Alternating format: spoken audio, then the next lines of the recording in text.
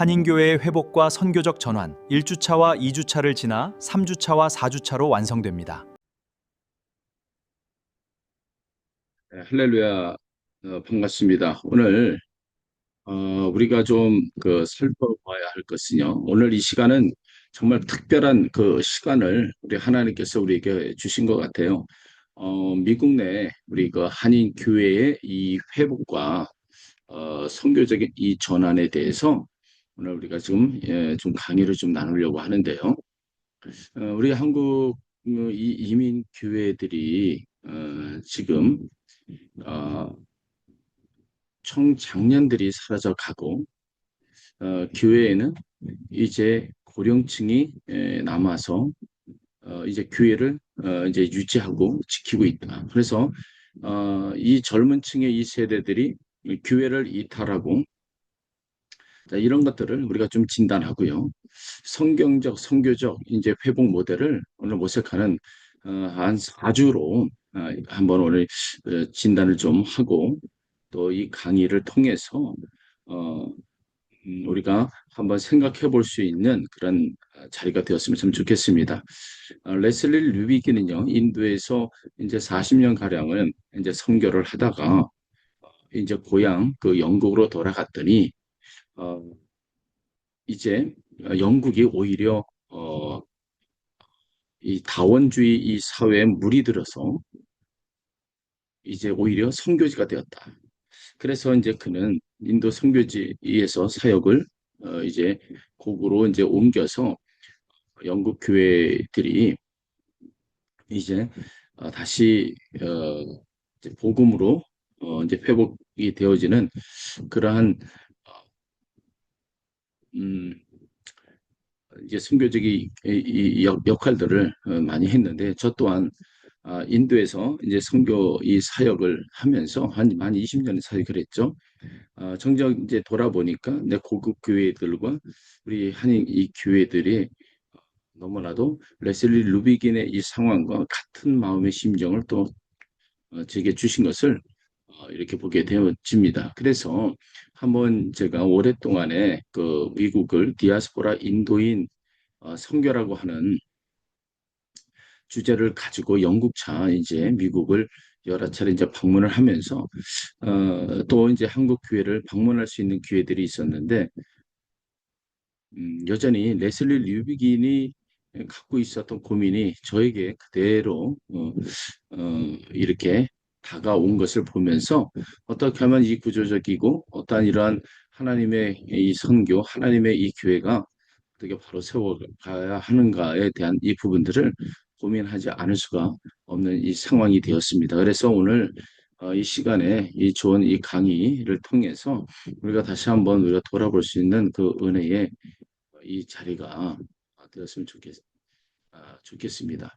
그래서 오늘 이제 강의의 전체적인 이 내용들을 이제 오늘은 이제 인포메이션 그 이제 좀 우리가 어떤 주제를 우리가 좀 다루는지에 대한 이 부분들을 함께 나누는 그런 시간이 되었으면 좋겠어요. 그래서 오늘은요, 미국 내 한인 교회의 이 성장 정체와 중장년 및 청소년 그리고 이제 청년의 교회 이탈을 이제 단순한 이 출석 이 감소나 그리고 어떠한 이제 교회 프로그램이 부족하여서 문제가 발생이 되었다라고 하는 이런 부분으로 우리가 다루지가 않을 거예요.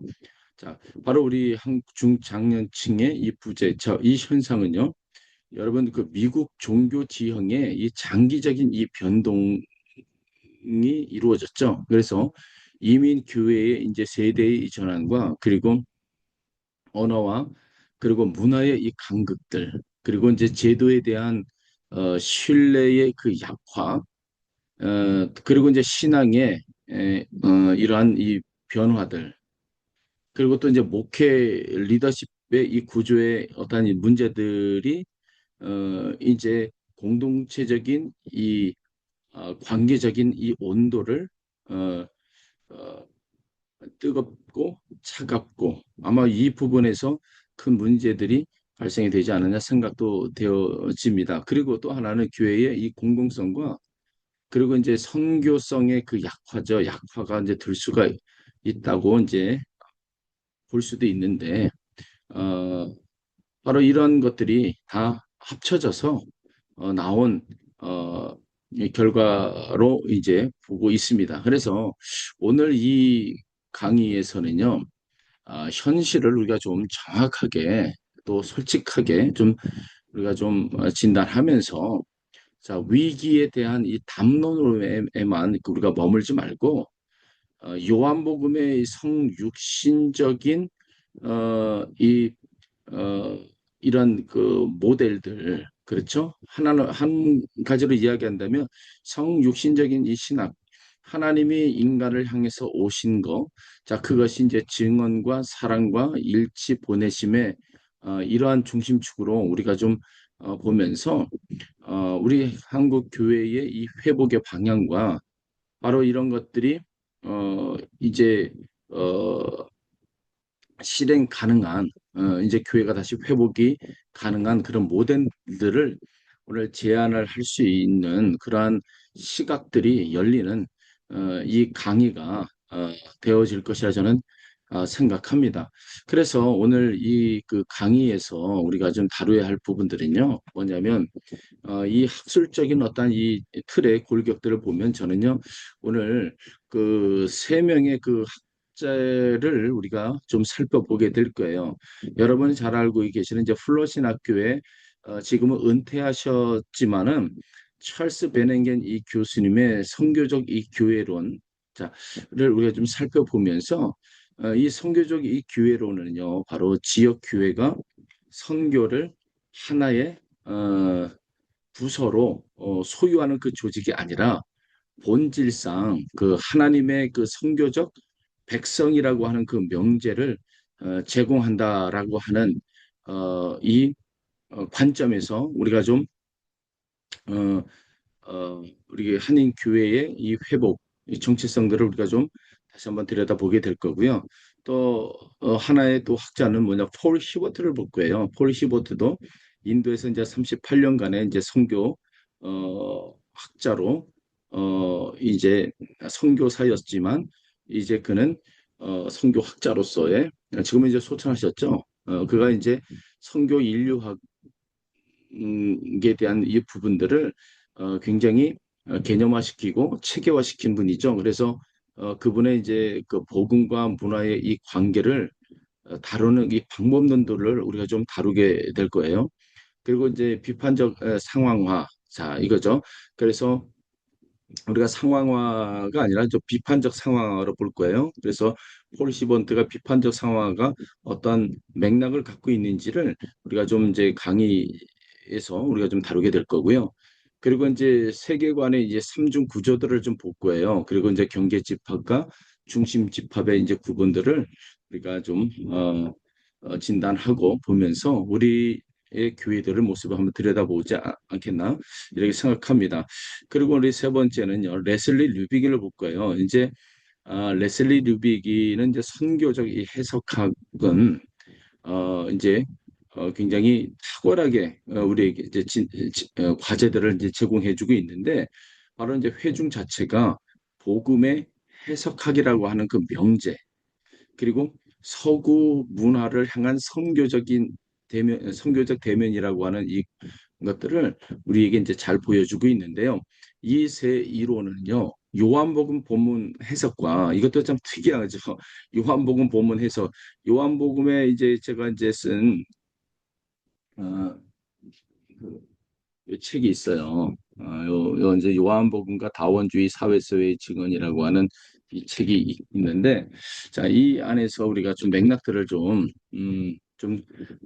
이야기는 제가 어, 일단 뭐 자제하면서 이제 꺼내겠지만은 뭐냐면 요한복음이라고 하는 이 시대적 배경의 이 다원주의 사회 거기에서 소수 기독교 공동체가 어떻게 증언의 역할을 했는가에 대한 이 부분들을 어, 음, 제가 이제 그 이거 글로 표현을 했지만 바로 오늘 이 세 분의 이 학자들의 이론이 요한복음과 그 한인 교회 현장을 우리가 들여다볼 수 있는 그런 시간이 되지 않겠나 이렇게 봅니다. 그래서 그래서 우리가 여기에서 우리가 찾아야 할 부분들이 뭐냐면 교회의 이 회복 모델들을 우리가 좀 설계를 할 수 있는 어, 그러한 시간이 되어지지 않겠나 생각합니다.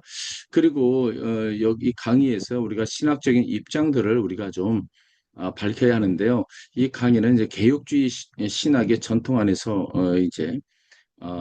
이제 강의를 하게 됩니다. 그래서 이는 특정 이 교단의 이해를 대변한다는 뜻이 아니라 성경의 최종 이 구원이 그 하나님의 절대 주권, 하나님의 오직 은혜에 의한 이 구원, 그리고 그리스도와의 연합 그 언약, 그리고 이제 만물에 대한 이제 그리스도의 그 왕권이라는 이 신학적인 이 좌표 위에서 성교학의 이 자료들을 우리가 읽고 평가를 우리가 좀 하게 될 거예요. 그리고 이제 그리고, 베일직 신앙 고백과 하이델베르크의 그 요리 문답과 토런트 이제 신조 그리고 웨스터민 신앙 고백과 대소리 요리 문답을 우리가 이 신학에서 이 강의에서 우리가 좀 다루게 되어질 것 같습니다. 자, 그리고 이제 우리가 전통적인 이제 틀 안에서는요.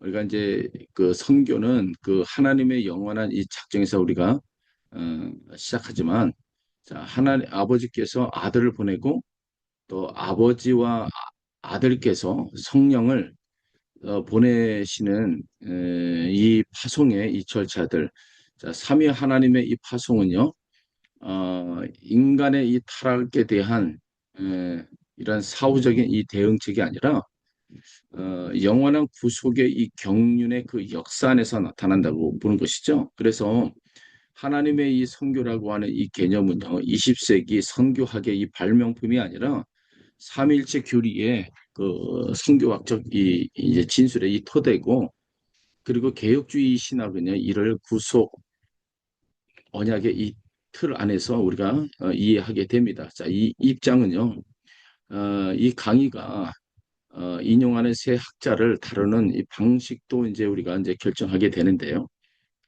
찰스 베nen게는 미국 개혁교회 소속 이제 선교사였고, 그리고 암스테르담 자유대학에서 학위를 받은 개혁주의 이제 선교 학자였습니다. 그래서 그의 이제 교회로는요, 이 강의에서 신학적 전제와 직접 일치합니다.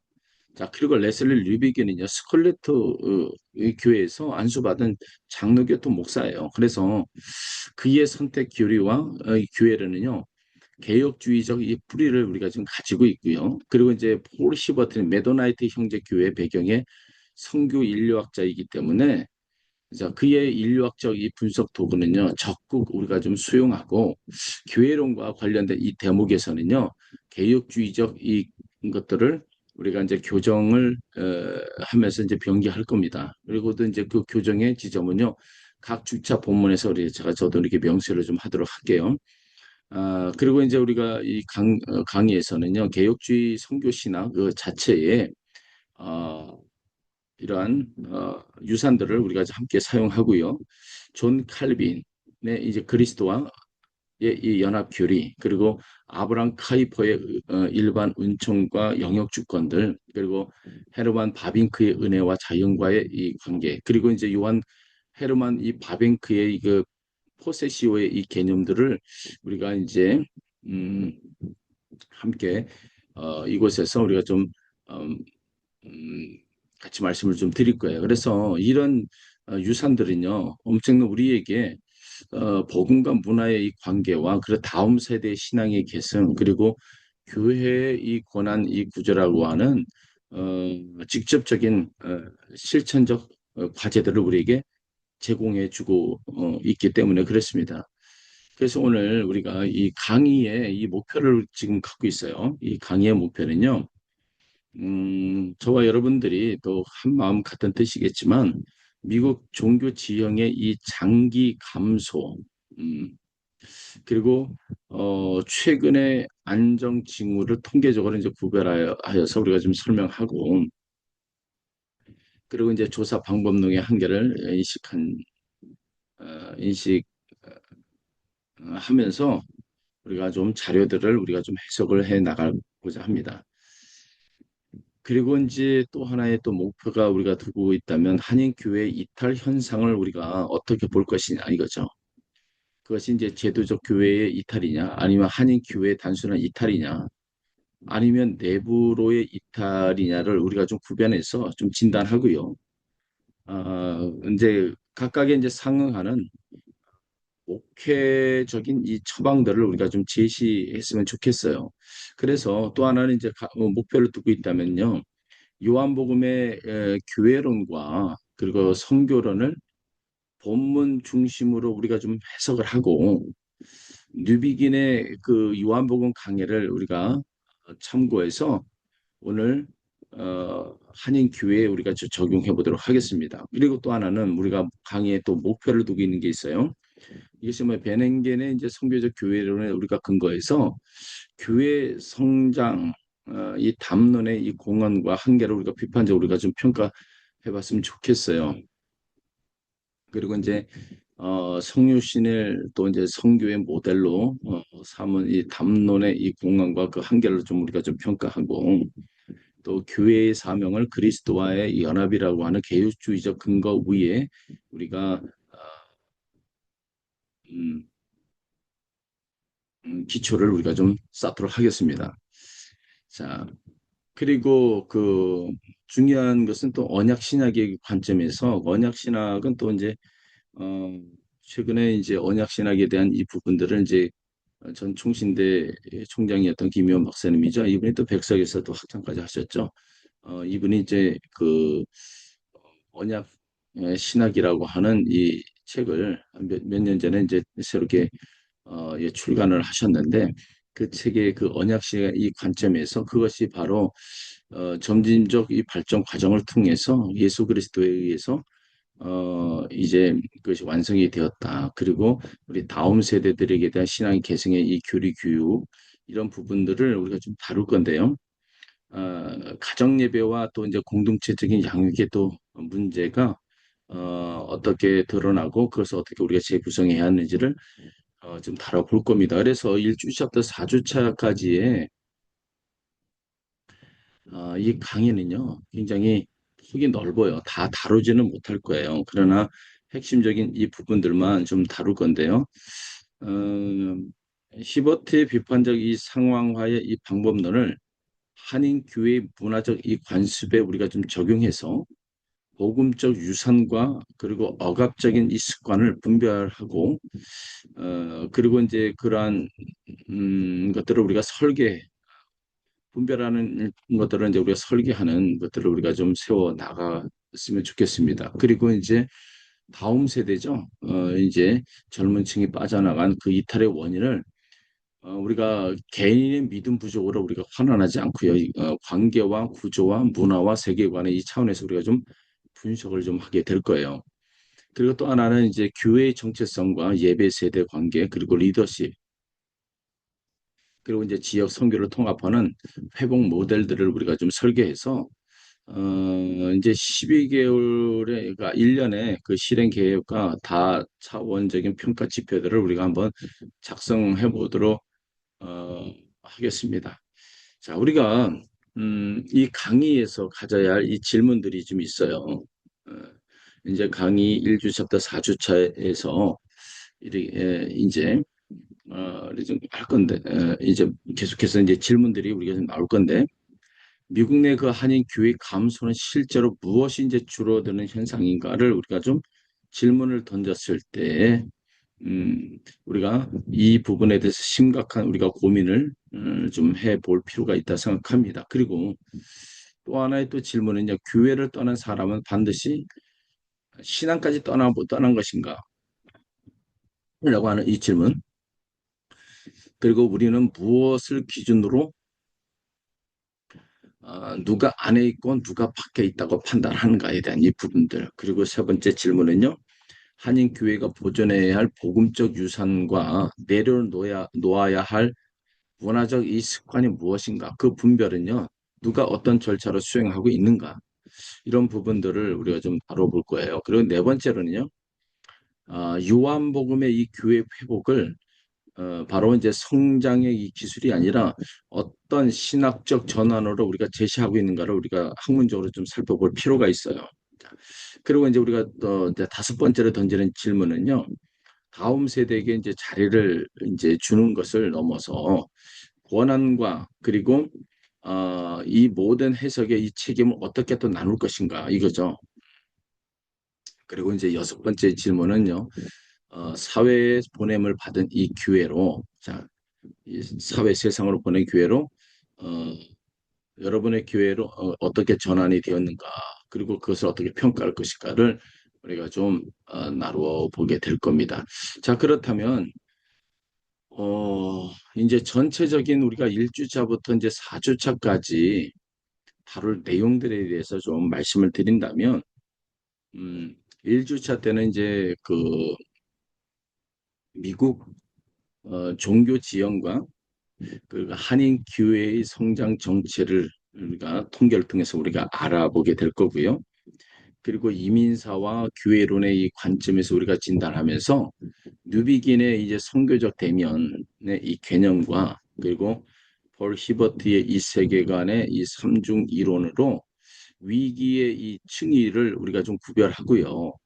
그리고 요한복음 1장과 또 20장을 통해서 교회를 성육신하고 보냄받은 증언 공동체로서의 재정의를 우리가 하게 될 겁니다. 그리고 베넨겐 이 교수님의 이 선교적 이 교회론으로 교회 성장 이 패러다임을 비판적으로 우리가 좀 재구성을 우리가 하게 되어질 거예요. 그래서 여러분에게 굉장한 의미 있는 이 강의가 되지 않을까 생각합니다. 그리고 2주차에서는요. 왜 그 중장년층과 다음 세대는 기회를 떠나는가에 대한 문제들을 우리가 좀 진단하게 될 거예요. 그래서 이탈에 대한 이제 서로 다른 그 유형과 그 원인들을 우리가 좀 분석을 하고 그리고 히버티의 경계 집합과 중심 집합 이론으로 소득의 판별 기준 그 자체를 우리가 좀 재검토를 하게 됩니다. 그리고 세계관 차원의 회신 개념으로 얕은 신앙 전수의 문제들을 우리가 진단해서 요한복음 3장, 4장, 6장, 9장을 통해서 이제 질문을 우리가 억압하지 않고 사람의 그 삶과 상처를 경청하는 목회를 우리가 한번 모색해보는 그런 시간을 한번 갖도록 하겠습니다. 그리고 이제 우리가 3주차에서는요, 이제 그 사랑과 그 일치죠. 사랑의 일치가 선교의 이 신뢰를 회복하는 것에 대한 부분들을 우리가 좀 살펴볼 건데요. 이때는 이제 요한복음 13장과 15장과 17장을 이제 중심으로 해서 공동체의 이 관계적인 이 실패들, 그리고 세대 간의 이 갈등들이 원인들, 그리고 권위주의와 그리고 제도를 또 불신하고 있는 이런 문제들. 그래서 여기에서는 이제 누비긴의 그 회중은 복음의 해석학이라고 하는 그 명제와 그가 제시하는 회중의 여섯 지표를 우리가 강의의 뼈대로 우리가 삼고요. 그리고 이제 베넨겐 교수님의 네 표지 동사와 이론과 그리고 시버트의 비판적 상황화 이 절차로 이제 환원과 동행과 권한과 공유의 이 회복 방안들을 이제 제시해 볼까 합니다. 그리고 이제 4주차에서는요, 보냄받은 이제 한인교회, 자, 그것이 이제 브릿지 회복 모델이죠.